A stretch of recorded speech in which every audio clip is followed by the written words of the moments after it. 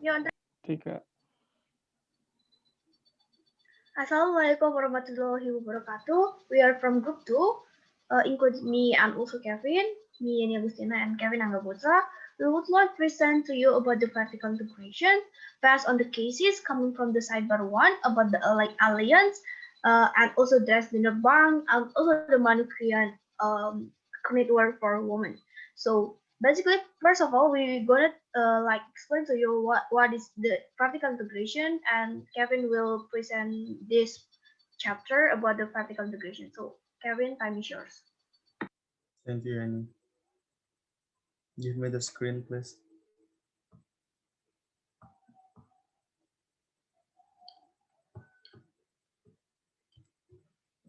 So here I would like to explain you about the main idea of this presentation, which is vertical integration, that the case will be later explained by Yenny Agustiana. So firstly, I would like to give you a brief introduction about this concept. So vertical integration, or well known as VI, is a strategy that many companies use to gain control over their industry's value chain.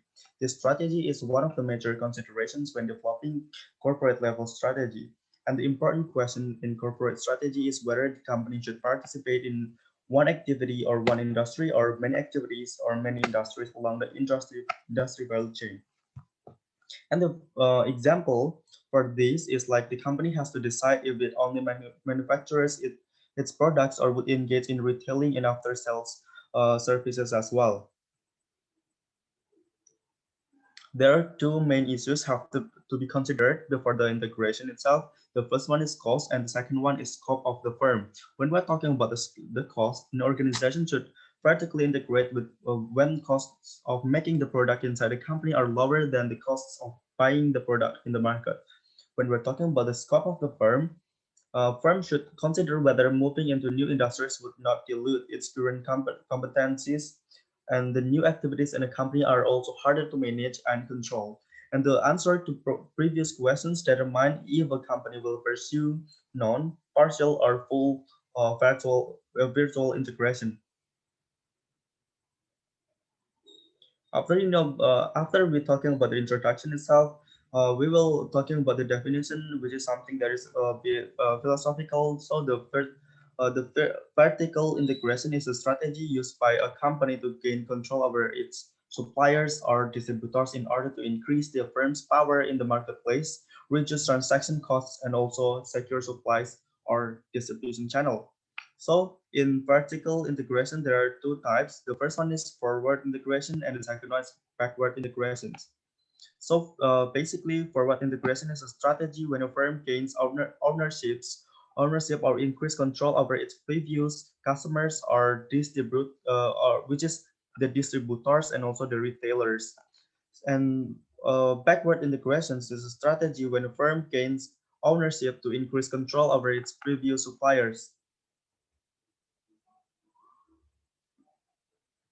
So when we're talking about the vertical integration, we also absolutely have vertical and have horizontal integrations. So what differentiate both? Vertical integration is a different from horizontal integration, of course. When a corporate usually acquires or merges with a competitor in the same industry. An example, horizontal integration would be a company competing in the raw materials industry and buying another company in the same industry rather than trying to expand to the intermediate good industries. And for the types of vertical integrations, like we talked about talked before, like firm can pursue forward, backward, and also balance vertical integrations. Maybe that's the brief explanation about the concept of the main idea of this presentation. Yanni, maybe you can continue the presentation by talking about the case of this presentation. Thank you. I will share the screen. So wait for a minute.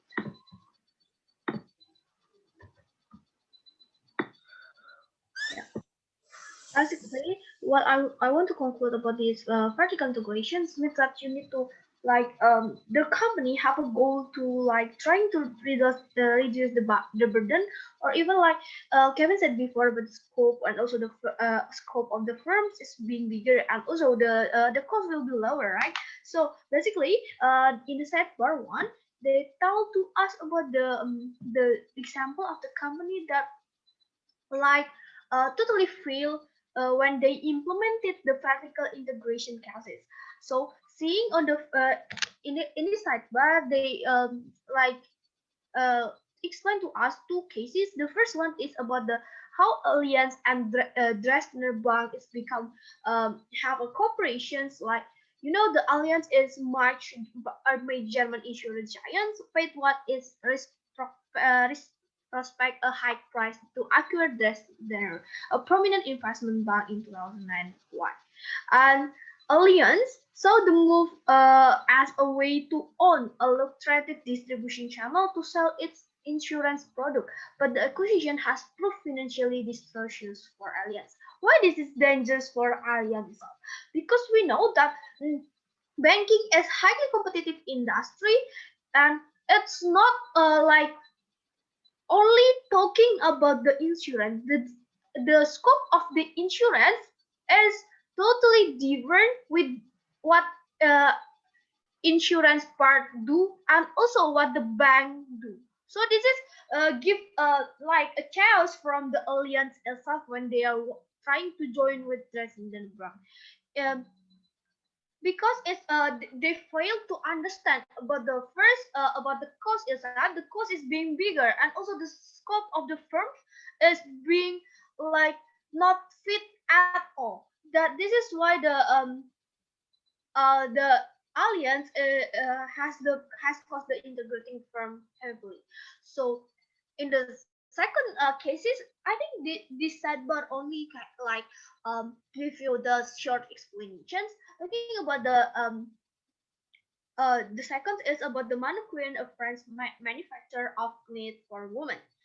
Um, they're trying to like doing the um upward acquisitions, like they from the franchise they going to the retailers. They're trying to, yeah, I know, they trying to like wider they like spread their scope of the firm. But this is like you know, like the wrong step that they are taking from by why, because they made like a wrong decision about how they changing they like special style from they only for the first the mannequin only serve us with the knitwear of for the woman, but because of trying to like wider this scope, they're trying to make the clothes coming from the a lot of generations. Like it makes their company is not different with the other business. Like they serve the same clothes. So for the first, they're special. In the end, they will not be special because they are same with the other business. So this is why, um, as the managers, you need to understand the when you want to backward or even upward your business, you need doing the vertical integration. You need considering about your cost and also the scope of the firms. Is it make sense to be wider, or is it not make sense to be wider? So basically, they are not like doing the good research like aliens do. They are like make the wrong decisions because they fail to understand about the common circumstances that happening. So I think that's all from our cases about these chapters. So if you have any conclusion, if you have any questions, or even you have any comments, you can directly ask it to us. Thank you.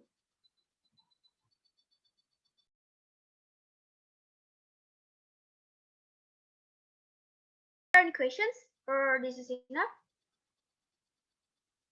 If there is no more questions, I think That's all for our group presentations. Thank you for all attention. I'm sorry if we had a mistakes. See you in the next presentation. Thank you. Okay. Good morning, everyone. We are from Group 1. We will present you about strategic alliance and distribution. My name is Qorina Aina and my partner Indra Wijaya. So next, we will talk about strategic alliance in distribution. A strategic alliance exists when two or more organizations have enduring substantial connection that cause them function according to a perception of a single shared interest. So there are commit parties. First is desire a relationship to continue indefinitely, and then are willing to sacrifice to maintain and grow the relationship. And then there are three conditions waiver of strategic alliance. First is the strategic has special needs, and then the potential partner is well able to meet these needs. And then the potential partner can erect barriers to access. So alliance serve upstream and downstream needs to create enduring competitive advantage leading to profit. Alliance rests on expression of continuity, which grows with mutual connection, communication, and balanced power and higher combined stake of both parties. So when is alliance building more like work versus favorable setting are environment that over resource growth and opportunity, while less favorable setting are complex, volatile, and unpredictable. And then working with firms that decentralize decision making and that have a culture of cultivating trust raises the odds of success. And then two factors are crucial to our effort to build trust and create alliance, candid, mutual, frequent communication, and the passage of time. So trust has a hidden downside. Trusting partner may not generate enough discuss to excel. One party may take advantage of the other's trust, and then the trust built up between two individuals will not suffice to keep the relationship performing if suspicions start to mount. In contrast, structure feature of the relationship help keep the relationship performing when one party begins to suspect the other of failing to deliver promises. Next, so the case will explained by Indra. Okay. So we will discussing about the sidebar one in chapter 7. This the title is John Deere helps dealer reach out to women. And John Deere is a brand name of Deere and Company. It is an American corporation uh, that manufactures about the agricultural, construction, and forestry machinery, diesel engines, tra- trends that use in heavy equipment and lawn care equipment.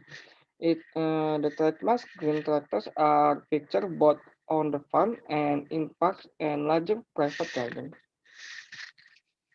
And in this case, John Deere invested heavily in consumer research, and from which is learned that the firm enjoyed a high reputation, but a lower intention to buy.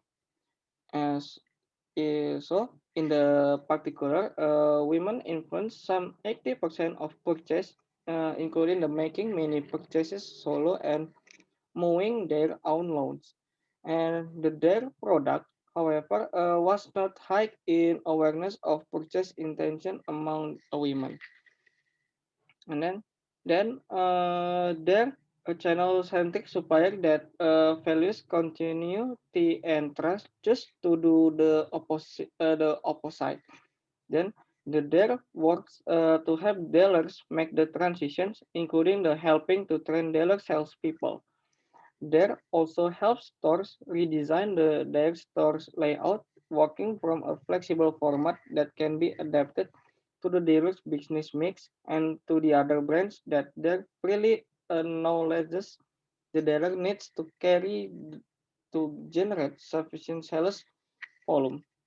And then there makes it a policy to pilot new programs on small group of dealers and to garner their testimonials to use for rolling out the program after testing.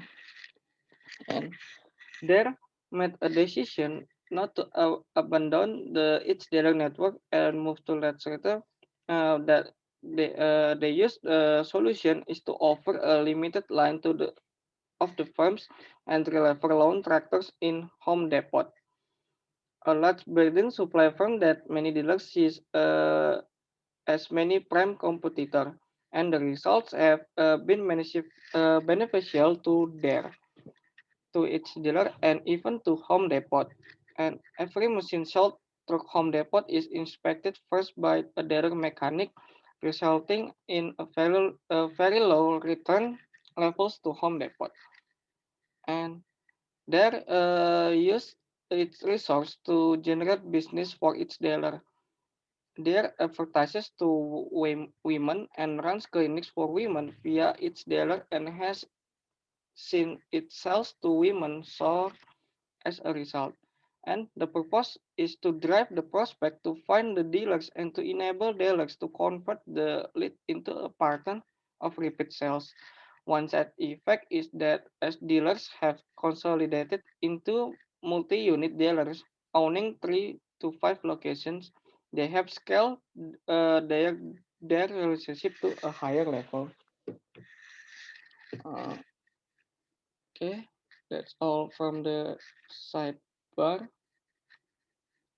Maybe from group 2, is there any questions?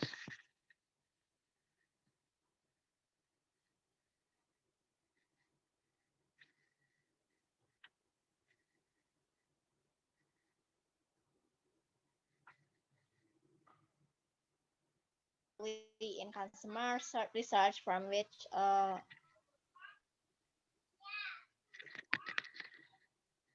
it learned that the firm enjoyed a high reputation but a low intention to buy, and then their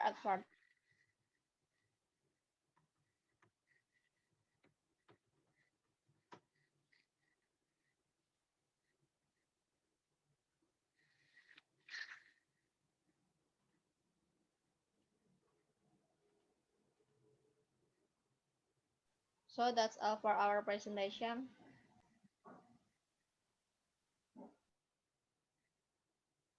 And thank you.